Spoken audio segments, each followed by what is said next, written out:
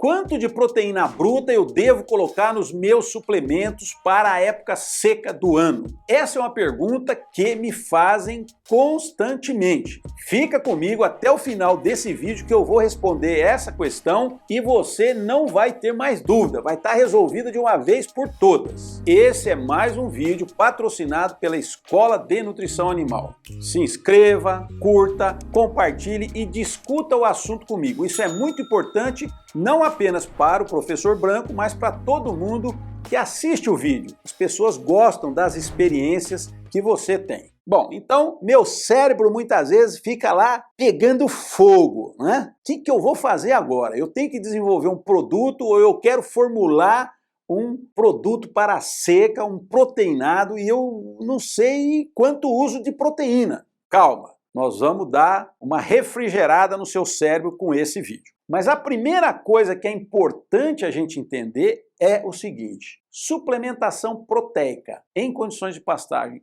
funciona ou não? Funciona, meu amigo. Esse é um gráfico que foi produzido pelo Dr. Moore, publicado em 1999, uma revisão muito vasta sobre esse assunto. E ele responde de uma vez por todas isso. Por exemplo, se o seu cliente te pergunta, você que é fazendeiro, pecuarista, sitiante, chacareiro, está me assistindo aí e fica em dúvida, não tenha dúvida, funciona. Olha só o que o Dr. Moore fez aqui, resumindo todo o conteúdo que ele tinha nessa discussão. Aqui nós temos só forragem e aqui nós temos o resultado obtido com forragem mais suplemento. Essa linha aqui, ó, é a linha de um ângulo de 45 graus. Então, se todos esses pontinhos que aparecem aqui, eles estivessem em cima dessa linha, significa que suplementação não funciona. Por quê? Porque o resultado seria igual ao pasto apenas, sem suplemento. Mas, olha o que acontece. Praticamente a totalidade dos pontos está para cima. Significa que o resultado é positivo com a suplementação proteica. Nós temos pouquíssimos pontos do lado de baixo. E vocês sabem quantas comparações foram feitas aqui? 112 comparações com a forragem colhida e 189 comparações com os animais no pasto. Então são 301 comparações. É muita coisa. Nós vamos querer discutir se esse negócio funciona ainda? Eu acho que é complicado, né? Suplementação só não funciona em uma situação, se não tiver capim. Continuando, aqui então nós temos 3 suplementos diferentes, com teores de proteína diferentes, que é o nosso assunto de hoje. Com certeza esse suplemento tem menos proteína, né? E dá para observar pelos grânulos de ureia. Esse tem mais e aquele tem mais. Então o teor de proteína ele sobe daqui para lá. Isso mostra que nós podemos ter várias opções. Não existe uma única opção, né? Nós podemos fazer uma combinação interessante aí. Continuando, qual deve ser a suplementação proteica que nos dá garantia de que com certeza nós podemos ter um resultado positivo? É essa daqui, ó. Acompanhe comigo esse número. 0,05% do peso corporal em proteína bruta. Se você conseguir fornecer isso para os animais, eu não tenho dúvidas nenhuma que você vai ter resultado. Então, o que é que o professor Branco fez? Ele pegou categorias diferentes, de 200, 300, 400 e 500 quilos, calculou quanto que representa fornecer isso daqui para os animais. Então, aqui 100 gramas de proteína por dia, 150, 200, 250. E do outro lado, nós temos o quê? O consumo do suplemento em porcentagem do peso corporal. Então, olha que interessante. 0,10, 0,15, 0,20, 0,25 e 0,30. Ou seja, esses são os níveis de fornecimento ou os níveis de consumo desses produtos que têm autocontrole e mais comuns aí nessa época do ano. E aqui nós temos o percentual de proteína mínima no suplemento. Então, o que é que nós observamos?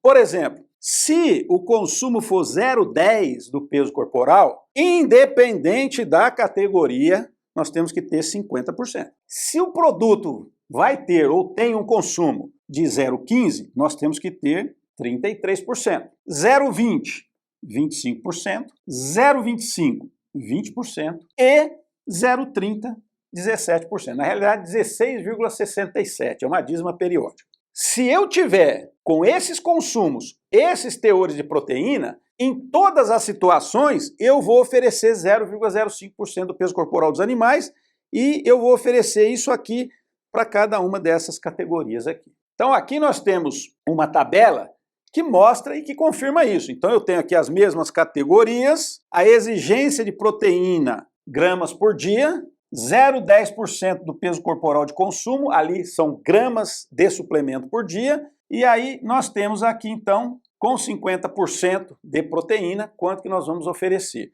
Esse número é exatamente igual a esse aqui, ou seja, exigência suprida. Bom, pessoal, então com esses dados, o que é que nós podemos fazer? Nós podemos construir uma relação entre o consumo em relação ao peso corporal e o teor de proteína que o suplemento deve ter. Para quê? Para fornecer 0,05% do peso corporal e termos garantia que vai dar resultado. Então aqui está o gráfico que nós obtivemos. Consumo do suplemento, 0,10, 0,15, 0,20, 0,25, 0,30 e o teor de proteína bruta no suplemento.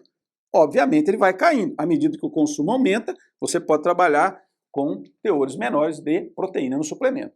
E aí nós obtivemos o quê?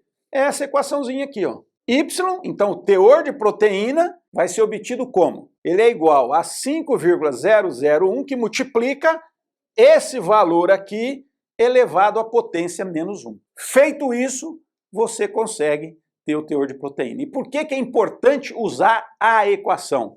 Porque pode ser que o seu produto ele não tenha um consumo médio nem de 0,20 nem de 0,25. Ele tem um consumo médio de 0,23. Então você pode aplicar lá. E aí, com certeza, você vai obter o teor de proteína.